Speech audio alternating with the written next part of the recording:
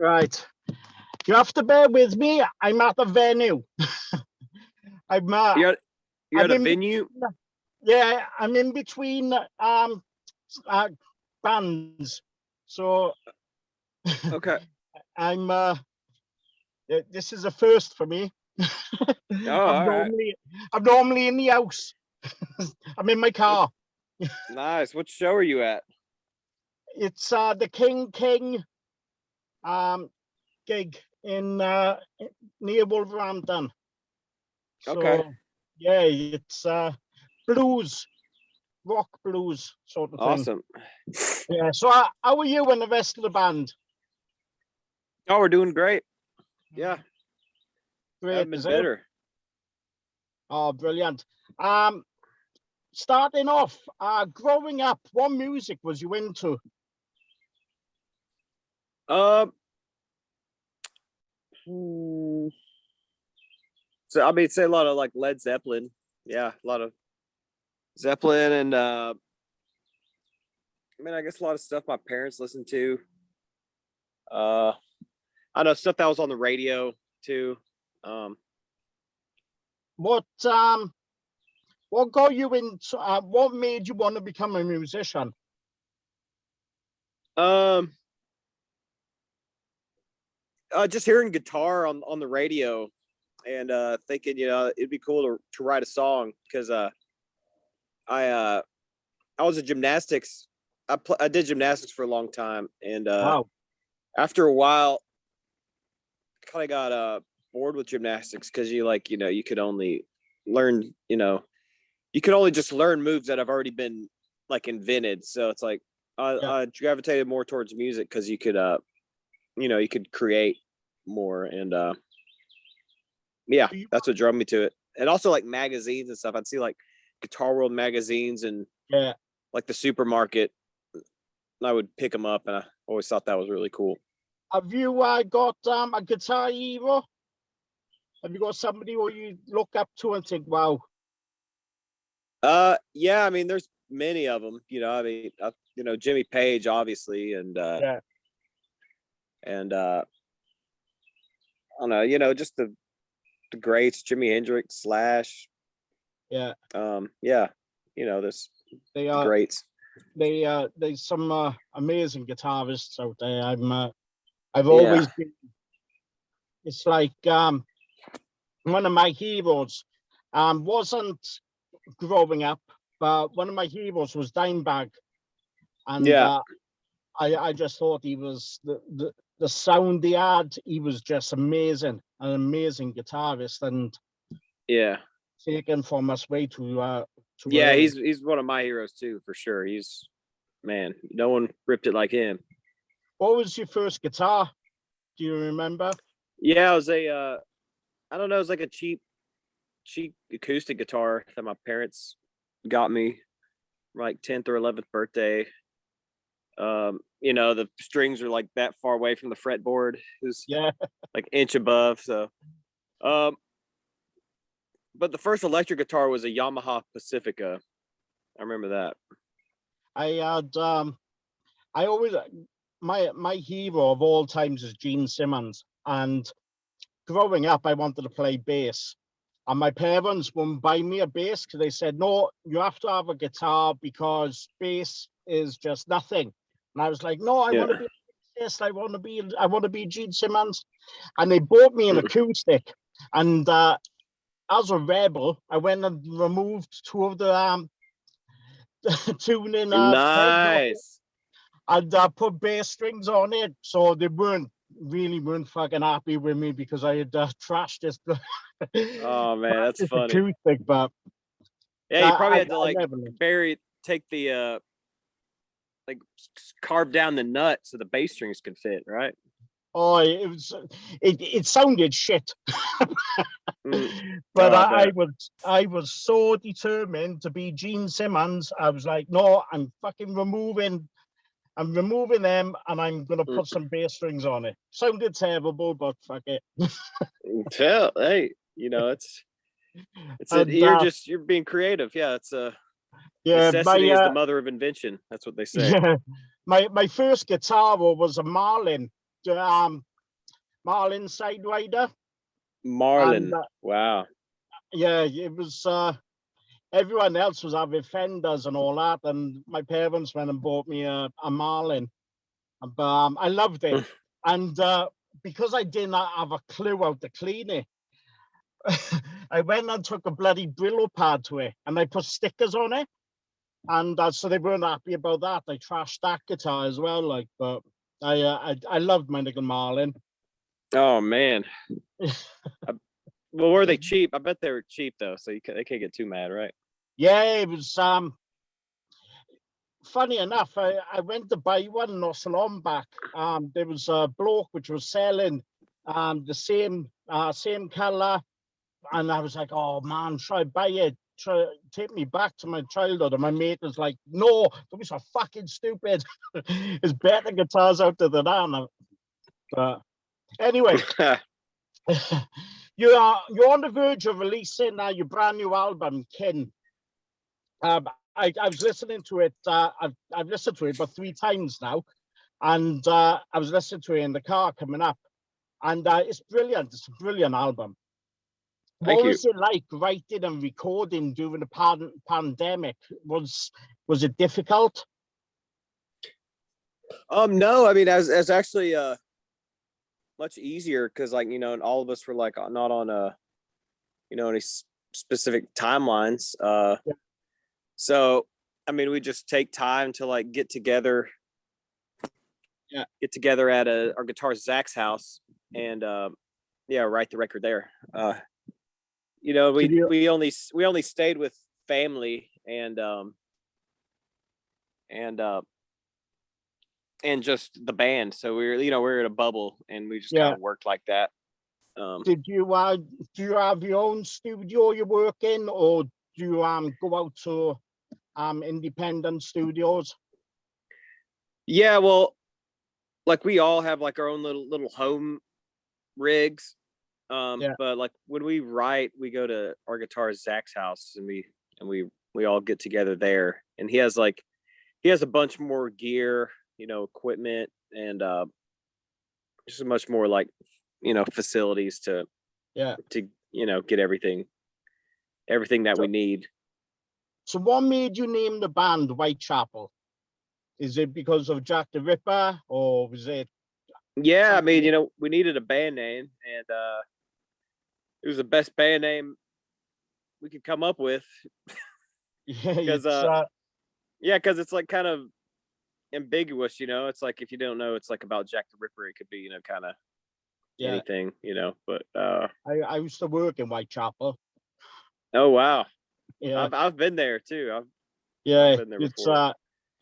One of the locations I used to work at was a warehouse, but if you went downstairs, it was like going into a different time zone. It was like going back to the 1800s. It had Wow.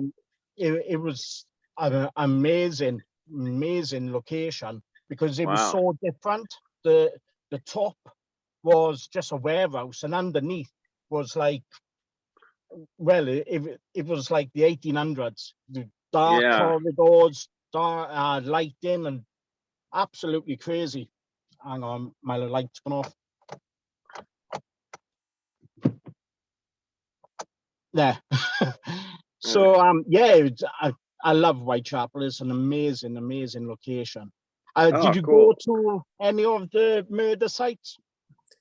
No, we just kind of walked around. I mean, they were having like a little flea market thing going on down there, so they're just selling a bunch of stuff. And I ate at Whitechapel fried chicken, and it was not good. It was like the worst fried chicken I've ever had in my life. But it was but we just took a train down there. We saw Big Ben too while we were out in London. But there's an amazing bagel shop down in Whitechapel. Absolutely amazing.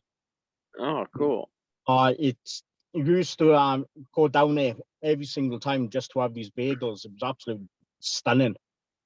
Awesome. So with the album, was it always planned to come out in October of this year, or was it delayed because of COVID?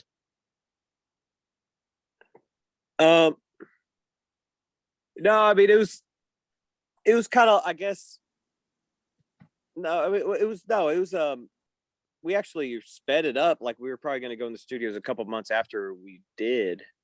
So, I mean, we toured the Valley for about a year, and we usually do about 2 years on each record. But yeah, we got sped up a couple months. But I mean, we're all writing too at the same time. So I mean, we all got together and had a bunch of material, and I don't know. It was, it could have been a lot worse. But yeah, I mean, yeah, we enjoyed the time off too, because we've been on the road for 13 years straight. Yeah.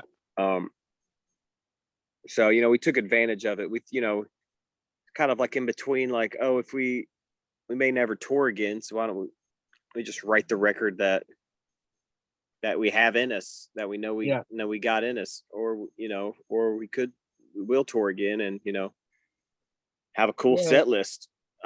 So it's it's definitely strange times. Like I'm so busy now doing going to concerts and doing photography and interviews, and it's like everyone now is like, right, that we need to get touring, and it's like you're talking about 3 concerts a week going to different venues, is because everyone is just trying now to get touring while they can. Oh, really? They're touring again in the UK? Yeah. Wow. Is that different out in the States? I know Kiss are doing tours, but what's it like with smaller venues? Yeah, I mean, it seems like everyone's out playing again. Yeah, which is great. I mean, they're just restrictions and stuff. We have a tour in February, and that's to be our first tour in like over 2 years. So they got they got like backstage restrictions, and like no guests backstage or on the bus. So they're that's what they're doing. Or over here in the UK, it seems to be a lot more relaxed. There's obviously restrictions going into the venue, but once you're in the venue, it's like bands are doing meet and greets, and there's no restrictions on the photographers, so it seems to be a lot more relaxed over here.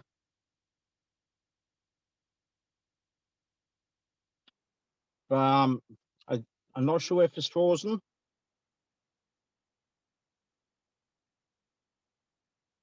Can you hear me? Yeah, look, I can hear you. All right, it just froze then. Okay. Talking about touring, you said you're starting back up in November. What locations are you playing then? Is it a full US tour? Yeah, it's a support tour for the band Cannibal Corpse. Yeah. I interviewed them not so long back. Oh yeah, well, yeah, they're great guys, and we're excited to be on the road with them. Yeah, I was asking them questions about how they got the gig doing the Ace Ventura. Yeah. And they were just laughing and saying, we were just asked. But it's one of my goals. When people say to me, well, what's Cannibal Corpse like? I go, watch bloody Ace Ventura, and you'll see him on stage. Yeah, I mean, that's how a lot of people got exposed to that sort of music, was that movie. Yeah. Because it was huge. It's like number 1 in the US for a long time. So where you starting the tour? What location? I think it's Brooklyn, maybe. I'm not exactly sure. New York. Yeah. It's one of my I've been to the States to see Kiss, but one of my I want to come back out to the States when it's safe to do so, because at the moment we can't travel to the States. but I'd love to go to a smaller venue and just see death metal. Yeah, I mean, there's a place in New York called Irving Plaza that has a bunch of good shows there. Yeah, I would recommend that. Oh, definitely. I want to go to New York because I want to do some photo shoots out there. But it's one of my on my bucket list, getting out there to watch some death metal. And my other one is going to Norway and Sweden Oh yeah. see some to see Mayhem if possible. Oh man. Yeah, that'd be intense. Yeah, I think it's one of those places you just think, well, if you're gonna go and see Norwegian true death metal, then you got to go to Norway to see it. Yeah. So, how long's the tour actually for? 6 weeks. Yeah, it's pretty long. Oh, brilliant. I'm gonna have to shoot off very shortly.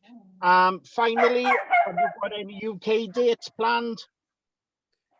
No, there's talks for later next year, but nothing solid yet. We don't know how it looks as far as travel restrictions and Yeah. whatnot. So Do you think that you'll be playing Bloodstock soon? I hope so. I love that festival. Yeah, it's like Download is a lot more calmer, and Bloodstock is where your extreme is like, and like next year's Bloodstock, the amount of bands which I love, I've got to go there, especially for Merciful Fate. They are headlining it, so. Oh wow, it's gonna be. Yeah. Damn, they're having a reunion. Yeah. That's awesome. They're supposed to have done this year, but it's they postponed it because of obviously travel restrictions. But you've got the Black Delilah murder playing there. So hopefully Whitechapel will be on either that bill or in the UK very, very soon. Yeah, that'd be great. Yeah, definitely. Right, I'm gonna have to shoot off because the next band's on in 4 minutes. Right on. Been brilliant speaking to you. And yeah, thanks for your time, man. Yeah, good luck with the album. And I've pre-ordered it, so I can't wait for it to come. And, awesome. Thank you so much. Yeah, definitely. Whitechapel is one of my favorite death metal bands out there. So definitely. Awesome.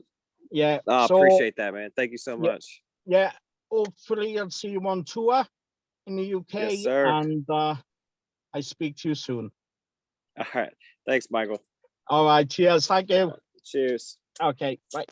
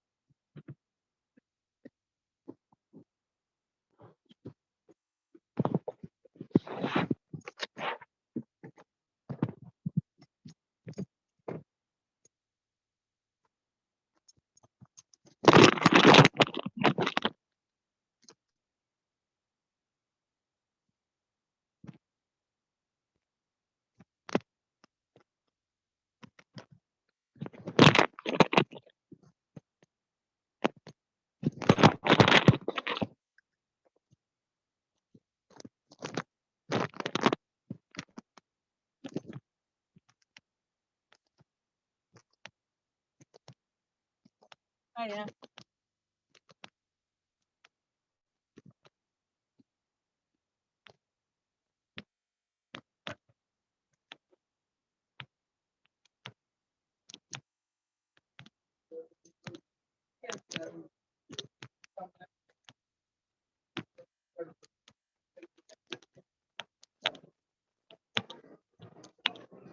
Aye.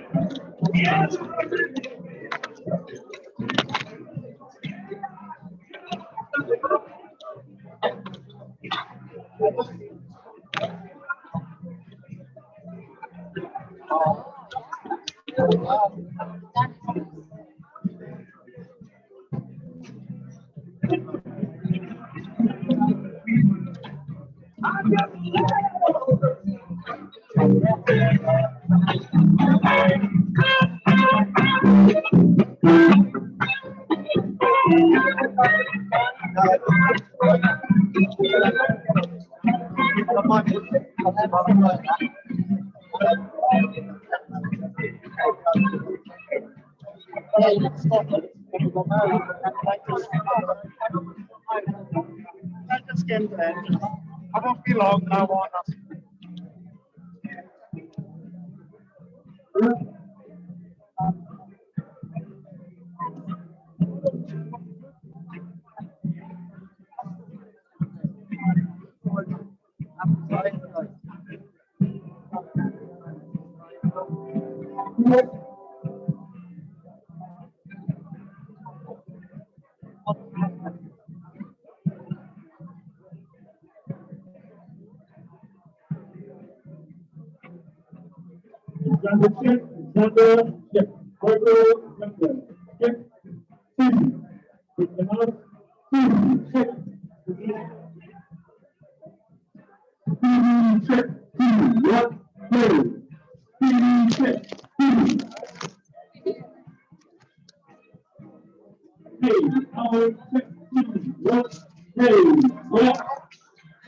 Perfect spot. I'm going to be in between both of them.